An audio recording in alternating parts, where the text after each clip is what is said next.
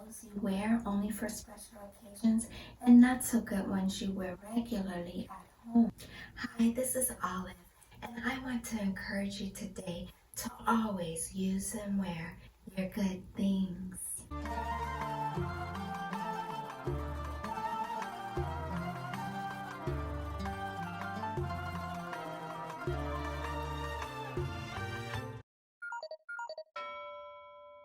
Many years ago, when I was living with one of my relatives, I bought this beautiful white jumpsuit. It was see-through, very diaphanous, and it had beading on the top and a vest, and it had palazzo-like pants, and it was all white. And it was beautiful, and I thought, this thing is so beautiful. I can't just wear it any day. I have to save it for a special occasion. And so I kept it in my closet, and month after month, week after week, no special occasion came. And 1 year later, I looked at the garment and I said, this thing is out of style now. I can't even wear it. I ended up getting rid of it. And so that lesson taught me never ever hold on to things you consider only for a special occasion again. Wear them today because you might not get an opportunity to do so. Wear all of your good clothes. Use all of your good utensils. Sit on all your furniture without any coverings. Live like you're in a beautiful life today, and that life will grow and magnify itself within you. If you live like that every day, you will go on another level. You won't ever have to worry about not having something special or good to wear, because once that moment arrives, because you're on another level, something else will avail itself to you. So now, because of that experience, I've always learned that I am the special occasion.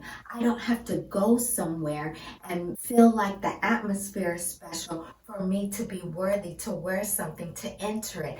I feel like I'm valuable and worthy enough to wear this wherever I want to wear. I used to get comments from my family, wow, you're dressing up just to go to the trash can? Or when I walked my dog, people would comment, where are you going today? And I was thinking, where am I going? I am where I want to be. I'm just enjoying life.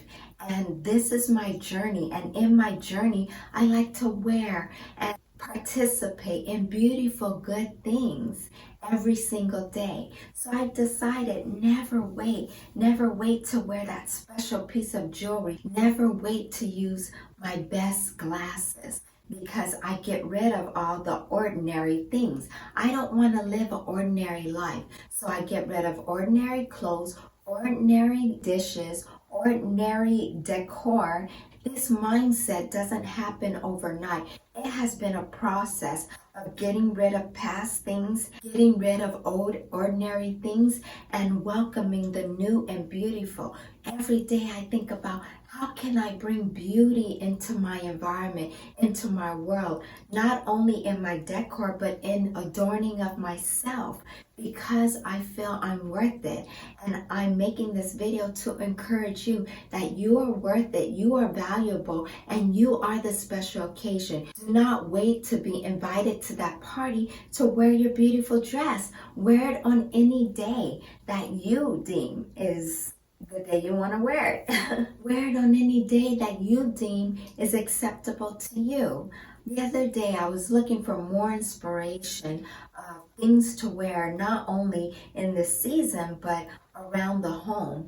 And I already have this mindset. When I'm at home, I normally, if it's not extremely cold, which in California normally isn't, I put on a dress. Short, thin summer dress. And that's mostly what I wear around the house during the day as I go about my tasks.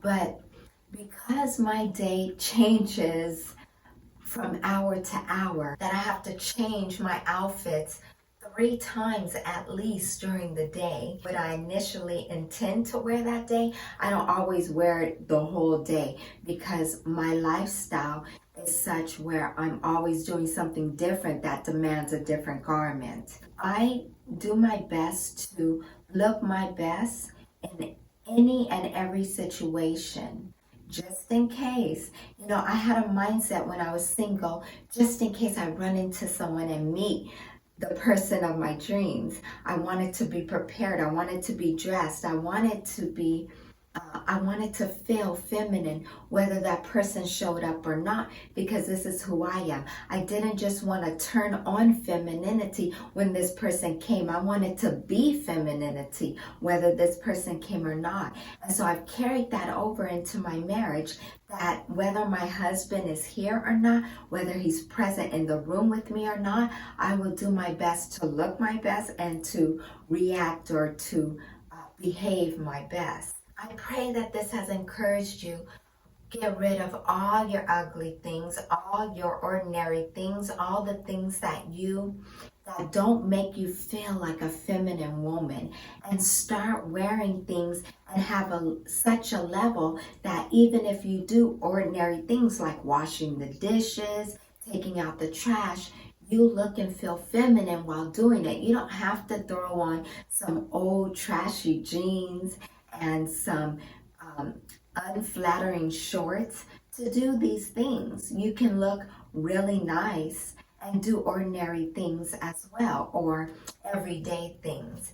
One dynamic that has changed though with me once I got married, and this is just some advice to you should you decide to take it, is that the things that I wore as a single woman, I don't necessarily wear for the general public as a married woman. It's something in the dynamics, something unspoken but strongly felt, that just shifted inside of me.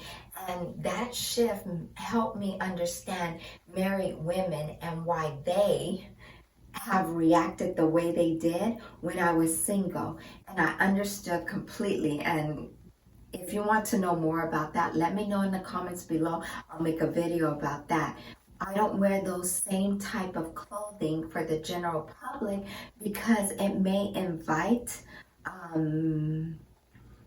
attention that would take away from my covenant that I made before the Lord. I am naturally a very affable person. I'm very friendly. And so to put on certain garments that I wore before would make me even more approachable.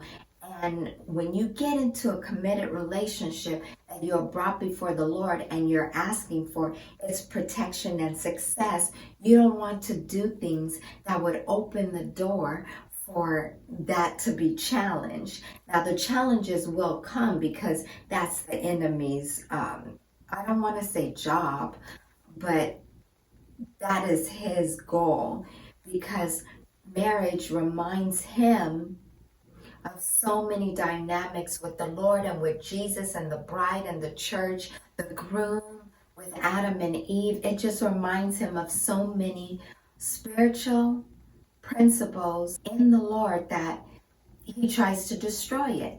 And that's why people focus on 50% of marriages, But I focus on 50% of marriages do work, and I study those that work, not those that don't work, because that's what I want. So you have to be careful with how you present yourself as a married woman compared to a single woman. And I've seen some married women and how they dress with their husbands, both provocative and not so provocative. I've seen both extremes and all the way in between. And the provocative attracts all kinds of attention and lust from other partners, whether or not they were going to think like that anyway, but the woman's dress just invited it more. And there's some women who don't put any effort into their appearance once they got married.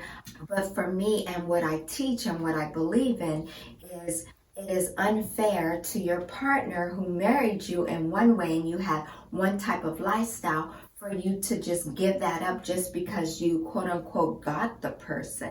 I think that's not right to think like that. I think you should continue a lifestyle to make yourself attractive to that person, that they'll always fall in love with you, they'll always stay in love with you, they'll always be committed to you in their mind, their eyes, and their heart.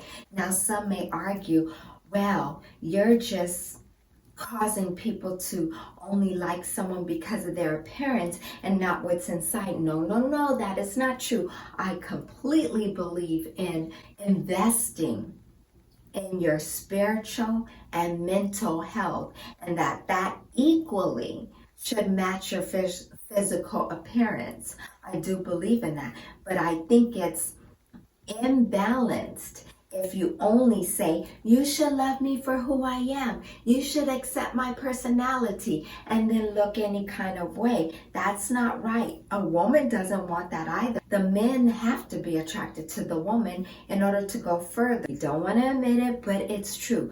Even there was a Christian man who spoke for many Christian men who said that they are doing their best not to lust around women, but when women wear provocative clothing, it makes it extremely difficult for them to do so. And this man cried out to the women for them to stop dressing so provocative so their minds won't go there around them. I thought that was very interesting and very transparent and vulnerable that man became in order to show women what they do to men and how much power they have with their appearance. So I think it's very important to invest in your appearance. I do not think that we should be dressing sexy as a married woman for the general public. Shield your marriage from unnecessary attacks, spiritual and physical. Just to reel this back in, wear your good things now. In the house, outside the house, on this occasion, on no occasion. Look your best in a feminine way, and you will bring more femininity into your world.